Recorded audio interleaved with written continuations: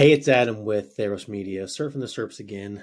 And today we're looking at one of the big boys, Mitsubishi electric heating and air conditioning. So this is actually Mitsubishi Train now, but we're looking at their advertising page, specifically Mitsubishi Comfort or discover.mitsubishicomfort.com for their campaign. So hopefully I can add a little value to them. They're doing a great job of, just to start to say, they're doing a great job on the majority of things. They have advertising set up, or they have remarketing set up. They have a landing page set up. This is a landing page site for the most part. Um, this site, I don't like the links on the very bottom, but that's nitpicking. Many people don't even get to the bottom, so that's fine. But they're doing a great job with their landing page specifically. What I would do is usually we found double column landing pages don't convert as well as single column, but that's for you to figure out with conversion rate optimization. So one tip I would do, or I would give them, is test landing pages. I've been to this landing page probably 20 times in the last couple of days, and it's been the same every single time for me. So what I would do is use Google Optimize, Optimizely, one of those landing page testers. Test out different landing pages, send half the traffic, or I usually like a A/B test. So 25% of traffic goes to one version of landing page, 25% of the version goes to another version of the landing page, and then that's 50% of the 50% of the traffic goes to one of the two conversion or one of the two landing pages. And then as another test, you send the other 50% of the traffic to one of the two versions of the landing pages as well. So you only have two versions of landing pages, two different you break it up into 25, 25, 25, 25, A, B, A, B. It gives you a lot better results than just A/B tests. You can have skewed A/B tests. A/B usually gives you better. I don't know the right word for it. Let's keep my mind right now, but better results from your tests. So A/B test this landing page to see, um, if it converts a little better. I don't like the download brochure here. It's a little less of a call, or a little less. It's like basically a downsell for the call to action. The main call to action is to reach out to them so they can put you in touch with the contractor. But the downsell call to action, which is actually good, I don't like it too much for landing pages. I like it more for remarketing. But landing pages, you don't want to have more than one call to action. That's the typical rule. But I like this here as a downsell because you can download a brochure. It's a lot less invasive of a call to action. So you'll probably have people convert a little better for here. I like it as more of a remarketing tool, but that's nitpicking at this point. All this is great. Great. All right, so let's take a look at their UTM. UTM campaign, their business unit. So this is going to be their NB. I'm not sure what the NB is, business unit. I'm not familiar with their business units very well. Central business unit. North maybe? North Central business unit. Okay. States. Something. Okay. So this is their campaign. They break it up very well. Ductless, heat, and cool. So that's actually a really good keyword that they're going after.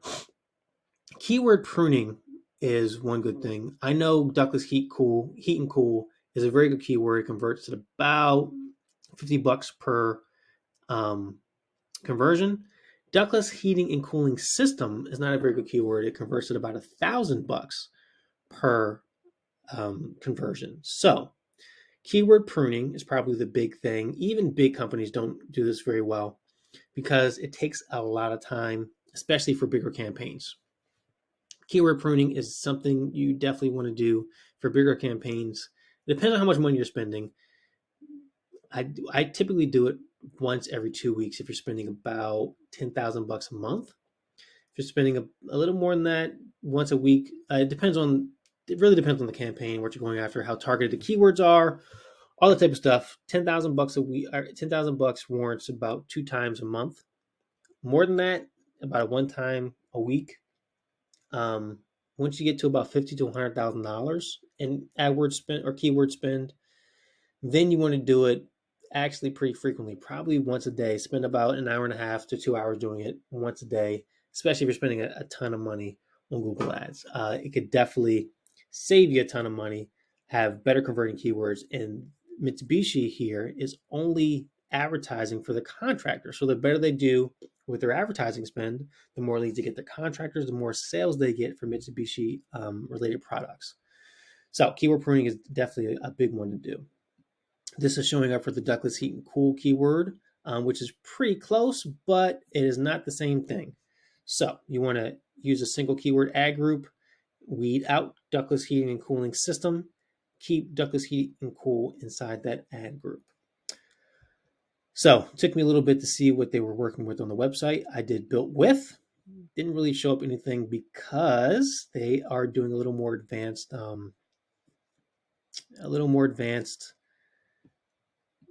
what I want to say. It's not, I don't remember the term for it specifically, but it makes everything load faster on the website. So they're using JavaScript to load their Google Analytics, Google tracking, all that type of stuff. So I can see that here it is. This JavaScript right here, this is a static JavaScript loading all their analytics and stuff.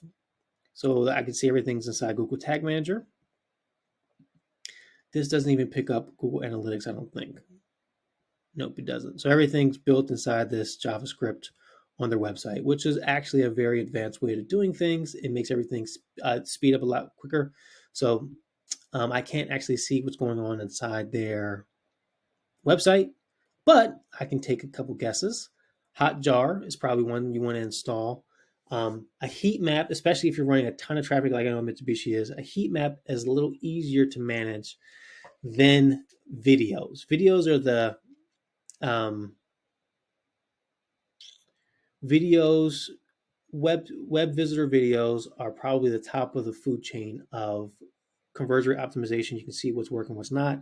Heat maps are a step below that. They see in general what people do on the website in the aggregate. So if people go up here, if people click on different buttons, that type of thing, you can see what's working and what's not to optimize the page a lot better. So Hotjar is probably one I would definitely use. I would use heat maps for this if I was doing it myself. One person managing the campaign instead of a team. I would have heat maps set up for each landing page. You can weed through those pretty quickly and see what's working and what's not pretty quickly with heat maps, especially if you're running a lot of traffic. I would have videos set up, and I would look at videos probably once a day for about an hour. I would go through videos with average engagement. I would go through videos with long engagement, and I would go through videos with engagement between about 45 seconds to about a minute and a half. Below 45 seconds or so, it's usually someone who goes to the website on accident and they're clicking out. Actually, no, below 15 seconds is usually about that. So videos, but I want to get specific on the videos I want to get to, especially if I'm doing it as a single person and not a team. I can't get through all the videos. A team usually can't go through all the videos. So 45 minutes to a minute or to a minute and a half. And then somewhere between 3 minutes to 8 minutes, you probably won't have a lot of those. And then anything longer to 8 minutes, you want to keep track of because they're reading everything on the websites. You can actually see what's working, what's not really good from those people. So, keyword pruning, I can tell that it's not happening very well for this campaign. Google optimized conversion rate optimization. I wouldn't have a downsell directly on. Actually, you know what? I would test it. I don't usually like to have it for contractors because they're not spending a ton of marketing money, but it is a good thing to have. So test it out, see what works, what doesn't. If you get better conversions without it, I would keep it off. Get better conversions with it, I'll keep it on, especially for you. And then Hotjar, make sure what's working and what's not on the website. All right. So the Facebook page I know is pretty active. We've actually helped them advertise in the past, so I know it's very active and it's very engaged. The advertising, though, I don't see anything specific for this business. What do they call it? CBO business. I don't remember what they call it specifically, but I don't see anything for Minneapolis specifically. Business unit, Minnesota or Minnesota. So how you spell it? So you can narrow, especially for Mitsubishi, they're running a ton of advertising, so you want to narrow down what you're searching for. And I don't see anything specific to Minnesota. Minneapolis. Let's go a little broader or a little more specific. Minneapolis. Let's see if I don't see any keywords inside their ads for Minneapolis. So I don't think they're doing specific remarketing for those locations. I think they're doing it by the business unit, which is not that great of a thing to do. I mean, especially if you have a huge, it depends on how big the team is. But I'd rather have specific advertising or remarketing for specific landing pages. So this central business unit is a bunch of different states, and they are using this as their catch-all for everything. All the ads. So what you can do, and Mitsubishi has the technology to do it, dynamic keyword placements on the landing pages. It's a little more advanced strategy, especially for bigger advertisers, but it definitely helps boost conversions. Because this is just a catch-all for everything. So make landing pages somewhat dynamic. You don't need to make the whole landing page dynamic, just above the fold usually. Make it dynamic to the keyword you're going after for that specific business unit. And you can even make it dynamic for the state they're in, the city they're in. You want to be specific to the person when they're coming to your website. This is a little more granular than I usually get, but they're a little more advanced advertisers. So you want to give them things that can make an incremental difference that can really help hone in on their ad spend. So a lot of things. I'll hopefully write everything in the description below. I'll go through this video again, make sure everything is laid out for you. And hopefully I'll go through everything and see how to do it. But you're doing a good job so far. Again, keyword pruning is probably the biggest one I can give you. And you're doing remarketing. So that's, location-specific remarketing is kind of a nitpick at this point. But you're doing remarketing, so that's good. But keyword pruning is probably the biggest thing I can give you total.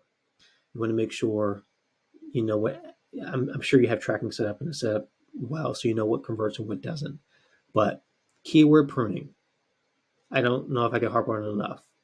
That's probably the biggest thing that Google advertisers, search advertisers miss that can really boost their campaigns. So hopefully this helps. Hopefully you make a little more money. Hopefully you do better for your contractors and your central business unit.